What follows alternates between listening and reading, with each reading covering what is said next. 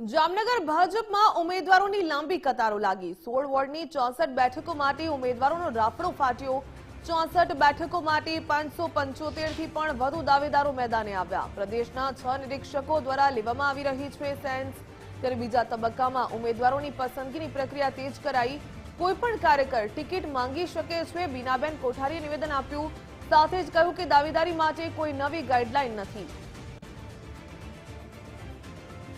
खूब बधा आमां दावेदारो छे अने भारतीय जनता पार्टीना उम्मीदवार थवा माटे इच्छुक छे अने आम जो गणतरी करे तमाम वोटनी गणतरी करीए तो कुल 575 लोकोए दावेदारी नोंधावी छे। एटले आ प्रक्रिया पण खूब लांबी चालशे अने खूब एमांथी जे योग्य खूब सारा लायकातवाळा जे कार्यकर्ता हशे एमनो चयन करवामां आवशे। सेन्स प्रक्रिया बाद पण अमारी जे संकलन समिति बेसशे एना पछी बृहद संकलन समिति पण अने साथे साथे पार्लामेंटरी बोर्ड पण एटले खूब जटिल प्रक्रियामांथी पसार थई अने योग्य उमेदवारनी पसंदगी